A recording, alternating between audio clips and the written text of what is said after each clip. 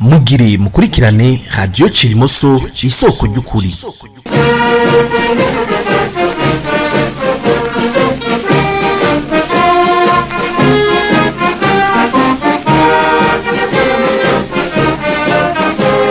Nshuti namwe bagenzi mukurikirana ibiganiro vya radiyo Cirimoso, turabaramukije twongera tubaha ikaze muri ikiganiro cacu cyo kuri uyu wa kane Kigarama umwaka wa 2024. Iyi kiganiro muriko mugishikirizwa na Liliane Indereye fatanije na bagenzi banje Beatrice Nimbona hamwe na Emmanuel Nkurunziza. Ibiganiro nk'uko bisanzwe tubitegurirwa na Emmanuel Nkurunziza. Muri ikiganiro rero c'uyu munsi tubandanya wa mwihwezo w'urukurikirane twiyemeza kugira ku bikorwa vyitwa vya severe.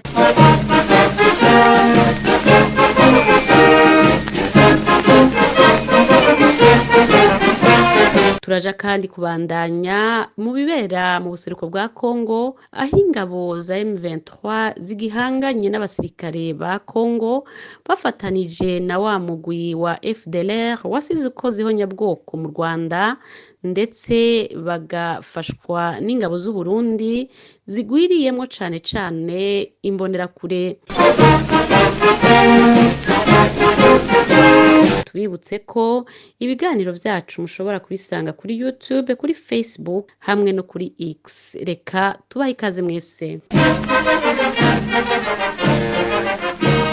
Reka dutandukire wa mwihwezo w'urukurikirane twiyemeza kugira ku bikorwa vyitwa vya severe. Uyu munsi tukaba tuja kubibanda ku rwandiko rwa gatatu. Urwandiko rwa severe twihweza uyu munsi rwitwa bulletin numero 3, rukaba rwasohotse muri Munyonyo 2019.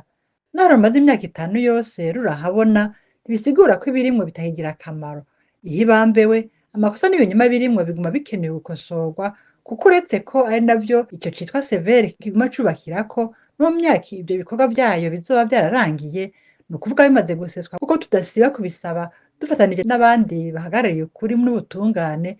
Abazoyibona bazoguma bakeneye gukubitiza akajisho inyuma kugira batahure ingene igihugu cagumye mu kaga, ariko na cane babonereho ibizira bakwiye kuzitirira kure. Urwo rwandiko bulletin numero 3 rero rwanditswe mu rurimi rw'igifaransa, severe ikaba yarwise ngo la réalité des fausses communes au Burundi. Mu kirundi twovita ngo si ivy'imbeshere mu Burundi ibihafu rusangi biriho. Rufise impapuro 4, rukaba rigizwe n'ibice ndwi, ariko mu vy'ukuri si bice, ni imihingo yaho severe yahisemo gushimikirako mu kwerekana ivyo bihafu nyene. Tukiraha ntitwogenda tutadomye urutoke ku mutwe w'amajambo urimwo urupapuro rwa kabiri ahavuga ngo faites connaissance avec les membres de la severe. Umuntu womengo na yandi makuru ugira ushikirize ajanye na severe canke n'abayigize, ariko ukarindira amaso agahera mu karere. Tukaba twibaza ko kwabaye guterura ibikorwa by'iyo nimero ya gatatu bakavyandikira mu gitereko bari bakoreyeko bulletin nimero ya mbere, ko ariyo yari irimwo ikigabane nk'ico, kuko twabibashikirije mu kiganiro cacu co kuwa 11 Munyonyo 2024. Aho umuntu ntiyohava adashimikiye kugene umugwi ukoresha ya mafaranga azwi ko aragasengwa, ubahuka ugashikiriza igikorwa kidatosoye bigeretse ku gukwiragiza ikinyoma no gupfuvya ukuri. Tugarutse rero kuri ivyo bice nako uturere tugize iyi bulletin numero 3, twamenyesha ko hatangurira kuri Ngozi ku rupapuro rwa mbere, Bururi na Kirundo na Muramvya ku rupapuro rwa kabiri, hamwe rero na Mwaro na Bubanza uhera ku rupapuro rwa gatatu.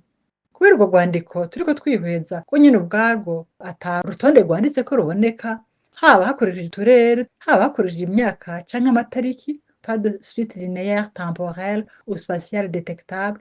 Radio Cirimoso ishima gusorongora ivyanditswemo ifatiye ku vyiyumviro nyamukuru yibonekeza thématique.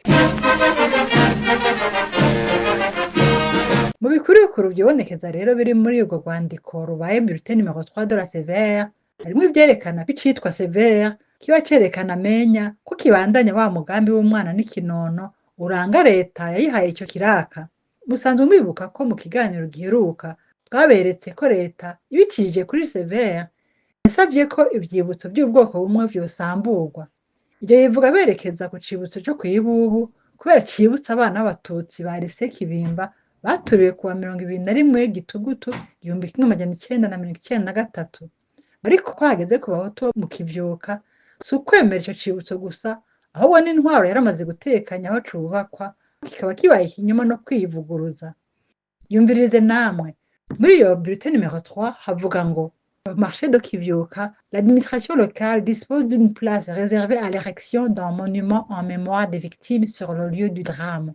Mu Kirundi twovuga ngo kw'isoko yo mu Kivyuka abashinzwe intwaro baratekanije ikibanza cahariwe kuzokubakwamwo icibutso c'abahitanywe n'iryo bara hano nyene. Hari kandi ko Severe igeze aho yovuga abatutsi bishwe n'abicanyi ba Paripehutu canke bagenzi babo icisubira kuvuga ibintu biri muri rusangi. Nk'akarorero igeze aho yovuga ba batutsi bishwe mu ntara ya Kirundo komine Ntega mu mwaka w'1988 Severe yandika ngo on signale le cas de personnes tuées le 15 août 1988 et jetées dans une latrine. Des gens d'une même famille ont été exterminés à Mihigo sur la sous-colline Ruhorera. Ailleurs, d'autres ont été brûlés vifs dans des maisons. Aho ni ku rupapuro rwa kabiri. Mu Kirundi twovuga ngo haravuga abantu bishwe kuwa 15 Myandagaro 1988 bagatabwa mu binogo vya sugumwe. Ahitwa Mihigo mu gacimbiri ka Ruhorera hari imiryango yahonejwe iyi nayo ituririrwa mu mazu. Aho ufite icazi ntiyogenda atabonye ko Severe itubaho gucisha mu kanwa ko ari Paripehutu yakoze iryo shano. Ica gatatu cibonekeje tworangiriza ko nuko niyo yiswe ngo irinanase iravuze abo bicanyi Severe bita imigwi y'abagarariji mu gifaransa igira ngo groupe rebelle. Dufite nk'akarorero ku rupapuro rwa kabiri aho Severe yandika ngo en 1997 des tueries ont emporté des paysans qui se cachaient dans une brousse par peur des affrontements. Mu Kirundi twabisigura ngo mu 1997 ubwicanyi bwarahitanye abirimizi bari binyegeje mu bisaka kubera ubwoba bw'ingwano zari zihari. Nico kimwe no ku rupapuro rwa gatatu aho Severe yandika ku bindi vyaha bitari ibyo kwica handitse ngo destruction de 2 pylônes par des groupes rebelles de cette époque. Mu Kirundi twovuga ngo isiturwa ry'inkingi z'intsinga zitwara umuyaga nkuba yakozwe n'imigwi y'abagarariji.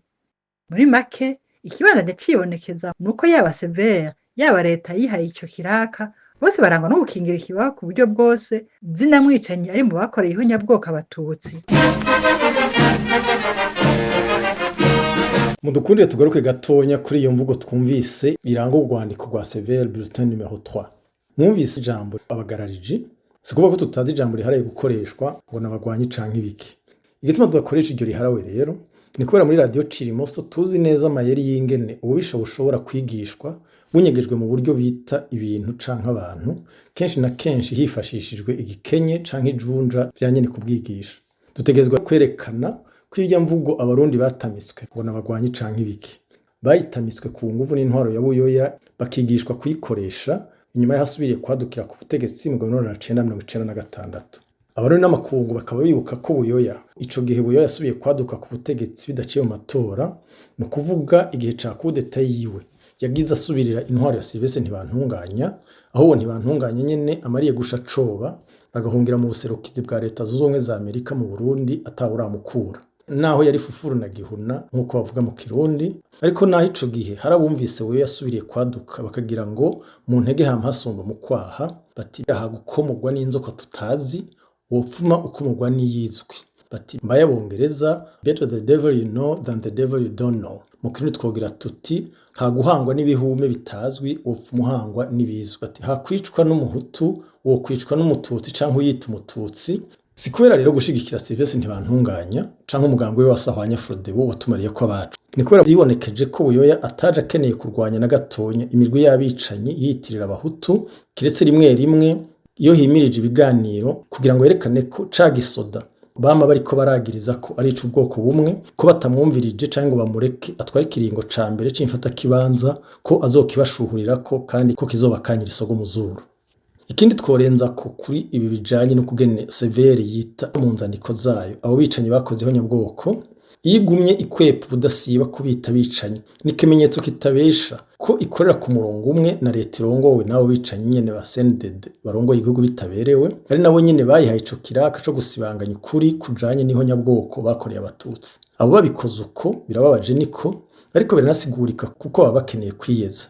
Ikibaje gusumba ibindi byose ariko ari naco abarundi ataco biyotsa bategerezwa kuzirikana bakanakosora. Ni igihe ivyo vyose bikorwa abagerageje gukingira abatutsi bari bageramiwe n'ihonyabwoko, baba intwaramiheto, baba abategetsi, iyo ntwari ihari bitabereye be niyo severe yagenye kugira ngo ikore ico gikorwa kigayitse, bose womenga bahemberwa kubashoza yimbwa.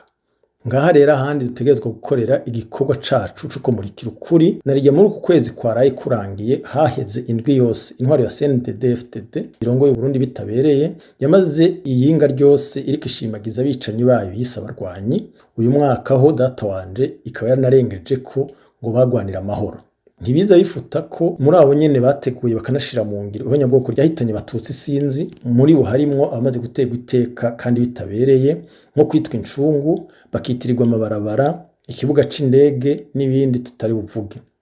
Ivyo bikaba ariko mu gihe ku rundi ruhande intwari zahagaritse jenoside yagira imara abatutsi mu 1972 nka nyene icubahiro Michel Micombero atana kimwe bitirirwa, hakaba harushanywa kubashoza yimbwa aho n'igihe batamubesheye ibyo atigeze akora, kumwe begera kubigirira uwari umushikiranganje w'imigenderanire n'amakungu umuhisi Artemus Mbananiye, ariko umushinga ntahe wewe akaba yashengeye amaze kubiyama bimwe by'akarorero mu kwandika igitabo ciyo c'akataraboneka Mémoire d'un dirigeant burundais dans une période bousculée, ku buryo gushika n'ubu na bamwe bahemberwa gusivya bacishije mu nyandiko ukuri kw'ihonyabwoko ryahiga abatutsi bataragapfa bubahutse canke ngo bashobore kugerageza kugihinyutsa.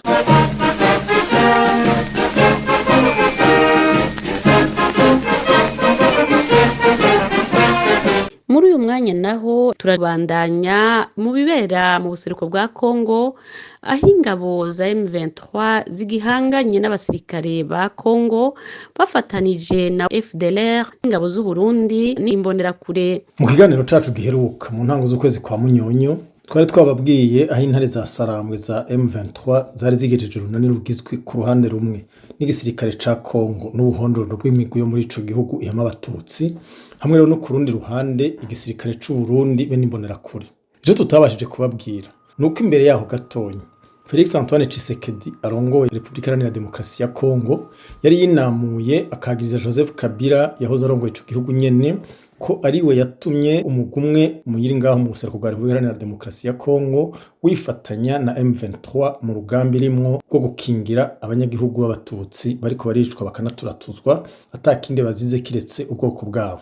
Ivyo bikaba vyari byatangajwe n'ikinyamakuru Jeune Afrique gisohokera ku mbuga ngurukana bumenyi co kwigenekezo rya 6 Myandagaro uyu mwaka wa 2024. Umuntu yibutse ingene intwari y'uwo Kabila nyene yaranzwe n'amabi menshi yakorewe abatutsi bo muri Kongo Iharanira Demokarasi, aca yumva ko ari bimwe byo biburiye atangura kwikotora agatuka batotutse akageza batokwagirije n'ibindi nk'ivyo. Mu nyuma yaho ibintu by'abananije byorohera ubwo buhondoro bw'imigwi igwanya abatutsi igomba kubahunya, ariko ibiganiro byarabandanije ku rundi ruhande hagati y'igihugu ca Republika Iharanira Demokarasi ya Kongo ku ruhande rumwe n'u Rwanda ku rundi ruhande bihagarikiwe na Angola. Ahanini hakaba barabira hamwe ingene bosambura burundu umugwi w'inkorabara wa FDLR washinzwe kandi ukirimwo n'abahoze mu gisirikare cakoze ihonyabwoko ry'abatutsi mu Rwanda ex-FAR mu gihe ca 1994. Mukibuka ariko ko FDLR bari busambure burundu ari umwe mu mirwi urwenda n'ugobera yashinze imizi aho mu buseruko bwa Republika Iharanira Demokarasi ya Kongo, ikibuhuje bwose kaba ari gukoranira abatutsi. Niko imirazi isumba guhuma, naho bagiye gufuta uwo mugwi w'inkorabara bisigura ko batagize batyo no kuri ubwo buhonjonjo atakazoba karashoboka. Nkuko radio Cirimusi idasiba kubibibutsa, ikindi ari naco mbere kinateye ingorane kurusha nuko naho bivugwa ko imibonano yo guhagarika ingwano iri kiraba kandi ukamenga irasa n'itera imbere, uko kuntu muri iyo mibonano hatacishwa mu kanwa na gatonyi uruhara ntangere rw'intwaro ihari mu Burundi bitabereye muri urwo rwimo rwo gutoteza no guhonya umututsi muri Republika Iharanira Demokarasi ya Kongo. Nkako mu kiringo Burundi bugifise ibihumbi n'ibihumbagiza by'abasirikare n'imbonerakure muri ico gihugu, mu kiringo abo barundi bari muri Kongo bazwi ko bakorera agashinyaguro ntangere abatutsi muri ico gihugu ca Kongo, mu kiringo no mu batutsi bakenya bari muri izo nteko zarongitswe n'u Burundi muri Republika Iharanira Demokarasi ya Kongo, niyo bashitseyo bagacika kw'icumi rya bene wabo muri M23 baja kurwanya bidakenewe.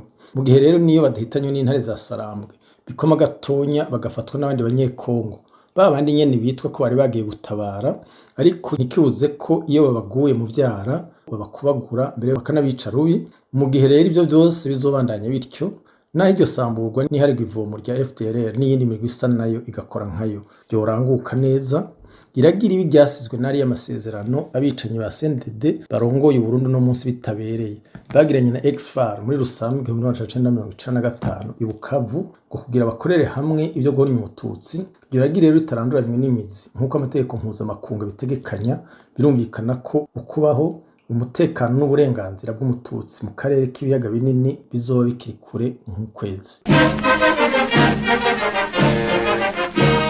Turakengurukiye mwese mwakurikiranye kino biganiro ca Radio Cirimoso naho ubutaha tugira Uburundi uziriho nyabwoko murakoze cyane.